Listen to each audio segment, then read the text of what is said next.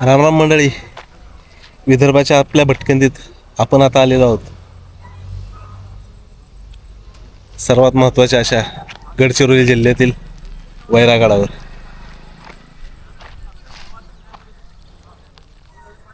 नक्षलवादी जिल्हा म्हणून ओळख असलेला आपला हा गडचिरोली जिल्हा. जुनी ओळख होती, आता हळूहळू ही ओळख ही पुसट होत चाललेली आहे. आपल्या याच गडचिरोली जिल्ह्यातील हा वैरागड, नाव तसं वज्रगड पण अपभ्रंश होऊन हा वैरागड झाला. समोर आपल्याला वैरागडाच्या सभोवती असलेला हा खंदक दिसत आहे. हो, खंदकच आहे हा. चहूबाजूने खंदकाची रचना या किल्ल्याला होती. काही प्रमाणातला खंदक आज शिल्लक आहे. आपण सध्या जिथं आहोत तो मातीनं काळाच्या ओघात भरून घेतलेला भराव गावकरी असतील, काही वर्षांपूर्वी कधी काळी भरला असेल हा. आणि दुहेरी तटबंदी असलेला हा किल्ला. खंदकाच्या शेजारून अशा पद्धतीची तटबंदी इथे पाहू शकतो आपण.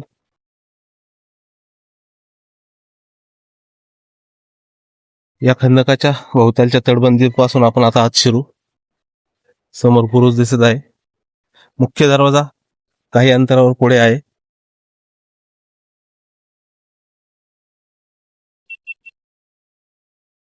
सध्या पुरातत्व खात्याच्या अंतर्गत हा किल्ला येत आहे. काही प्रमाणात त्यांनी कामही चालू केलेलं आहे. पाहूयात आतमध्ये किल्ल्यावर गेले आपल्याला दिसेल काम कुठल्या प्रकाराचे, किती स्वरूपात झाले ते. किल्ल्यात जाताना आपल्या ह्या डाव्या हाताला आपला किल्ला आणि इकडे ही खंदकाची बाजू. खंदकात आजही बऱ्यापैकी काही काही ठिकाणी पाणी आपल्याला दिसून येते, पाहू शकतो आपण.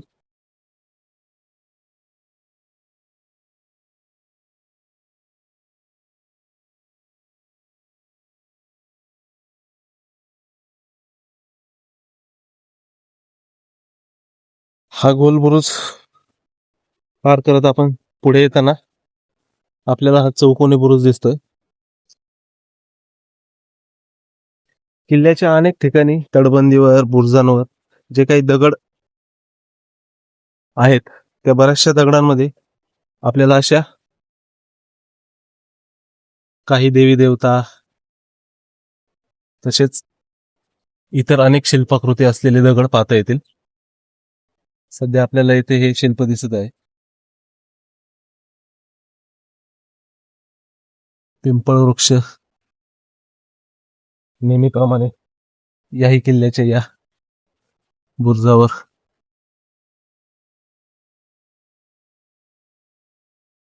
या आपल्या चौकोनी बुरुजापासून पुढे येऊन आपण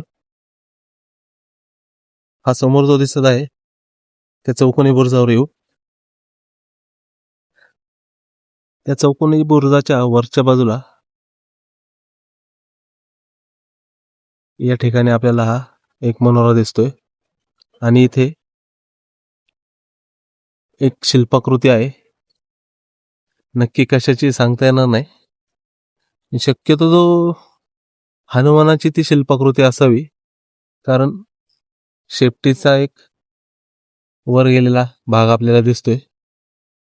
चला पाहूयात.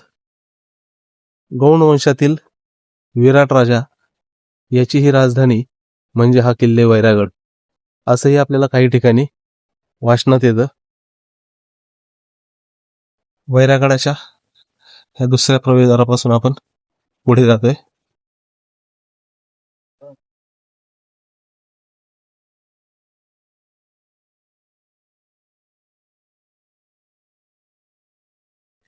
या ठिकाणी आपल्याला हा दुहेरी तटबंदीच्या आतील वैरागडाचा मुख्य दरवाजा दिसत आहे.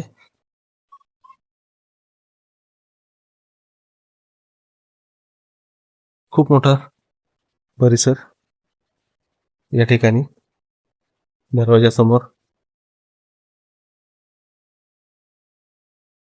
चला पाहूयात आत जाऊ. दरवाजातून आत शिरण्यापूर्वी आपल्याला दरवाजाच्या या कोनाड्यात आपले हे गणपतीराय या ठिकाणी गडाच्या महादरवाज्यातून आत गेल्यानंतर या ठिकाणी हे देवळ्यांचे असे अवशेष आपल्याला पाहता येतात.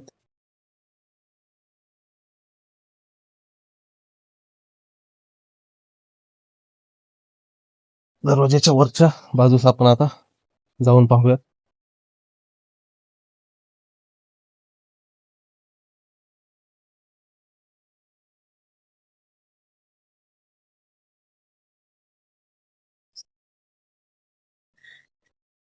प्रचंड अशा मोठ्या पायऱ्या या ठिकाणी आपल्याला गडाच्या मुख्य दरवाजावर घेऊन येतात. महादरवाजाच्या समोरच्या मनोऱ्याची ही एक बाजू आज शिल्लक आहे, तीही एका बाजूला कलली आहे आणि ह्या बाजूचा मनोरा सध्या अस्तित्वात नाही. त्या ठिकाणी आपले 2 मनोरे, तिकडे आपण जाऊयात. हा दरवाजापासून पुढे आल्यानंतर आपला हा चौकोनी बुरुज पहिला, तेथून पुढे आल्यानंतर हा दुसरा मुख्य मोठ्या आकाराचा एक दुसरा चौकोनी बुरुज आणि त्यावर असलेले हे सुंदर असे मनोरे.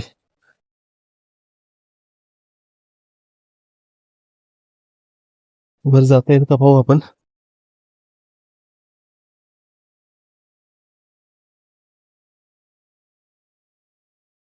भारतीय पुरातत्व खात्याच्या अखत्यारीत किल्ला गेलेला आहे, पण त्यांच्याकडून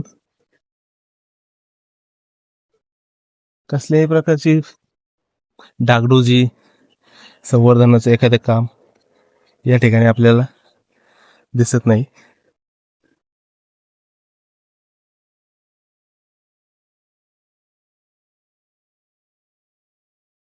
हा समोर दिसला आणखा एक चौकोनी बुरुज, त्याच्या पलीकडे आपला गोल बुरुज आणि हे आपले 2 मनोरे. किल्ल्यावर येताना आपल्याला या चौकोनी बुरुजात वरच्या बाजूला जे शिल्प दिसलेलं होतं ते या ठिकाणी दिसत आहे. कदाचित ते मारुतीरायांचं शिल्प असावं.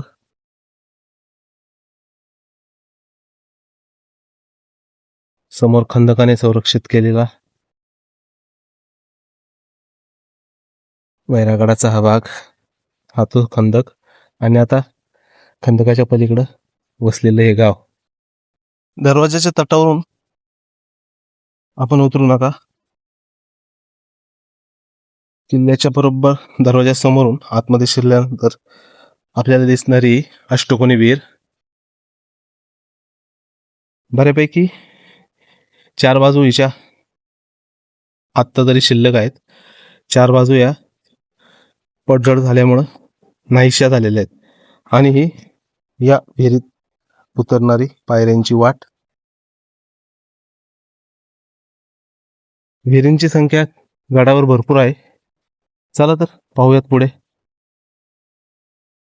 अष्टकोनी आकाराच्या विहिरीपासून आपण आता पुढे चालत चाललेलो आहोत. पुढे आपल्याला आणखीन एक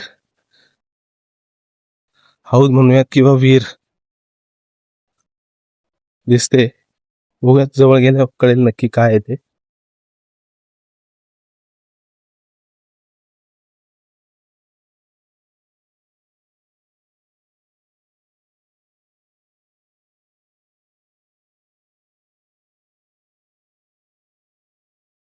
चौकोनी आकाराची ही हौदाची रचना आणि त्या हौदामध्ये ही गोलाकार असलेली आपली विहीर. दोन्ही बाजूनी या हौदात उतरण्यास पायरी मार्ग आहे आणि ही खाली असलेली गोलाकाराची विहीर.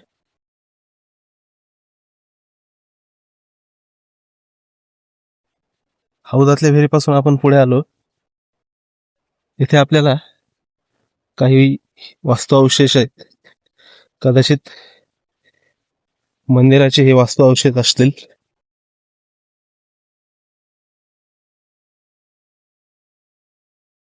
प्रचंड पडझड इथे झालेली आहे. ते त्या वास्तूला असलेले खांब,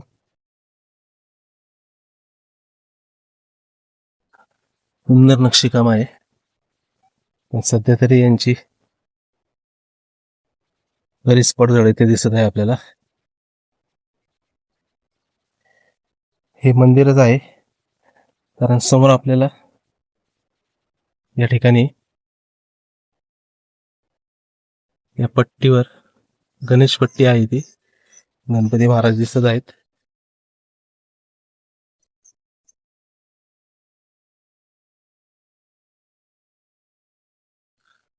आतल्या बाजूला मातीचा मलबा आहे सर्व. हा मंदिरात जाण्याचा दरवाजाची कमान.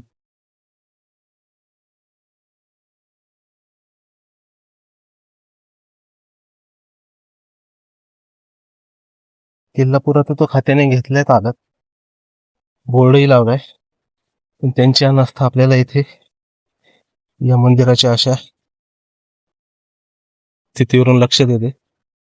आता कुठल्या तरी भिंतीवर ही सुंदर मूर्ती विराजमान असेल, पण सध्या ती एका बाजूला अशी अस्ताव्यस्त पडलेली आहे. आतल्या बाजूला ही दुसरी मूर्ती. किती सुंदर अशा ह्याच्यात कोरलेली मूर्ती, ही शस्त्र, इथे हा मुकुट. चला आणखी काय पाहता येते पाहूयात. अशी ही या मंदिराची रचना असेल.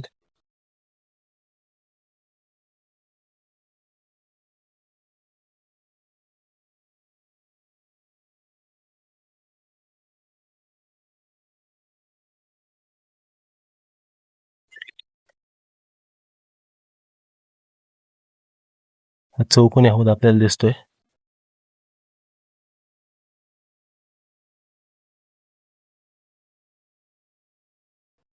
दरवाजापासून समोर जी वाट आहे त्या वाटेने आपण आता वर आलो आहोत.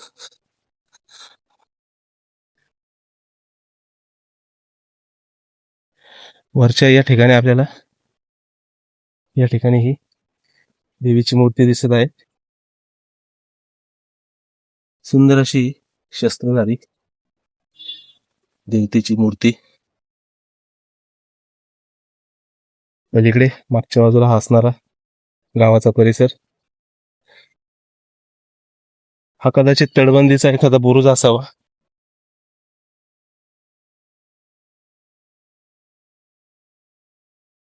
चला किल्ल्यात अजून काय पाहता येते ते पाहू. किल्ल्यावरील बांधकामासाठी त्या काळात जो काही चुना वापरला गेला असेल, तो चुना तयार करताना जो काही चुन्याचा घाणा आपण म्हणतो, त्यातला हा चुन्याच्या खाण्याचा दगड. वरच्या बाजूने अशा पद्धतीत आपल्याला या बारवेचे बांधकाम दिसतंय. अरे बापरे, सध्या तरी बारव व्यवस्थित आहे, पण ही जी समोरची बाजू आपण पाहतोय, हा जो मोठा वृक्ष इथे या बारवेच्या एका भिंतीत उगवलेला आहे, तो काही दिवसात ही बारव नाहीशी करेल. पुरातत्व विभागाने यावर नक्की उपाययोजना करून ही बारव जतन केली पाहिजे. शिवपिंड व बारवेपासून पुढे आल्यानंतर तटबंदीत असलेला हा आणखीन एक बुरुज, पण सध्या आपल्याला तिथे झाडीमुळे जाता येत नाही. पुढच्या बाजूस आणखी काय आहे पाहूयात.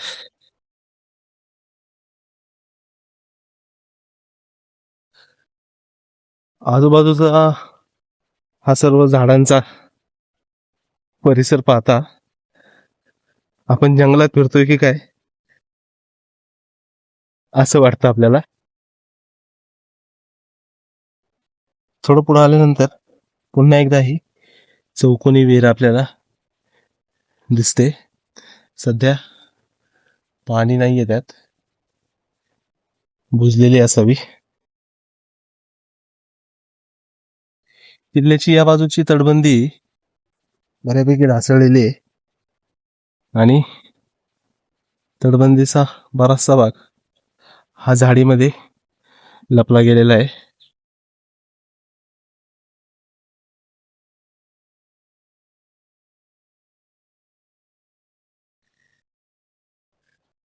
कुठल्या तरी दरवाजाच्या भागातला हा दगड.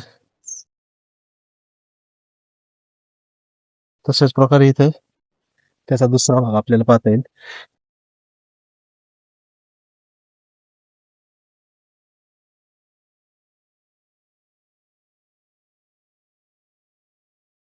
इथे कदाचित एक छोटा दरवाजा असावा.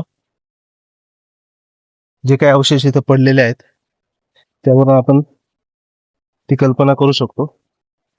कारण इथे दोन्ही बाजूला तटबंदी दिसते आपल्याला. या ठिकाणी ही तटबंदी, ही एक तटबंदी. गडचिरोली जिल्ह्यातील बऱ्यापैकी अवशेषांनी समृद्ध आणि सुस्थितीत असलेला हा आपला किल्ले वैरागड. साधारणपणे 20 ते 22 एकरांमध्ये या किल्ल्याचे क्षेत्रफळ आहे.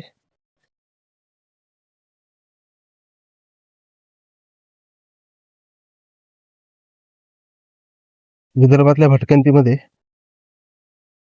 भटक्यांनी या गडचिरोली जिल्ह्यातील या आपल्या वैरागड किंवा वज्रगड या किल्ल्याला एकदा तरी नक्की भेट द्यावी.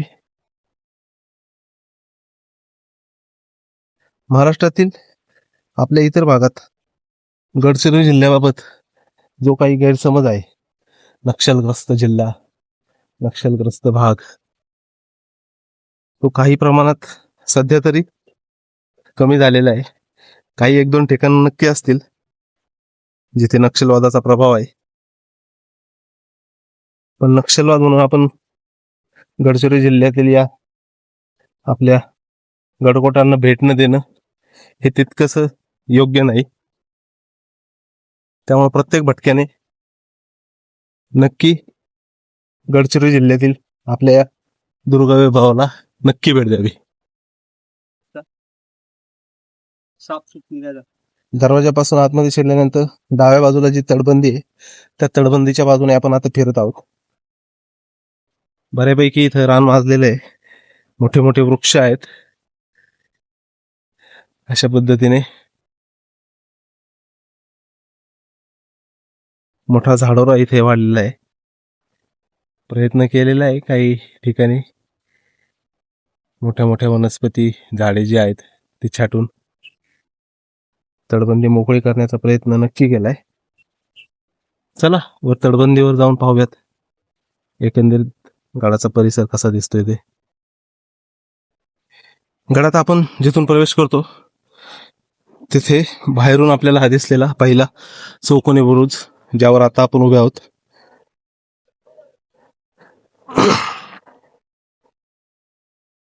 समोर दिसलेला हा गोलाकार बुरुज.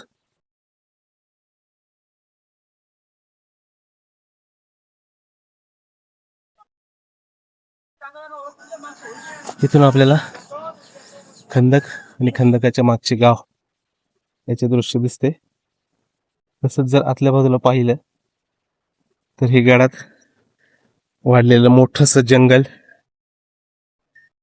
आणि हा काही मोकळा असलेला भाग. चला तर मंडळी, विदर्भातल्या आपल्या गडचिरोली जिल्ह्यातील वैरागडाची आपली आजची भटकंती इथे पूर्ण झालेली आहे. तुम्हाला आपला वैरागडाचा व्हिडिओ कसा वाटला ते नक्की कळवा. विदर्भातील भटकंतीचे सर्व व्हिडिओ अवश्य पहा. ह्या व्लॉगच्या अगोदरही काही व्लॉग्स आहेत, नंतरही काही व्लॉग्स असणार आहेत. प्रत्येक व्लॉग आवर्जून पहा. चला भेटूयात विदर्भाच्या पुढच्या भटकंतीत. तोपर्यंत बघत राहा.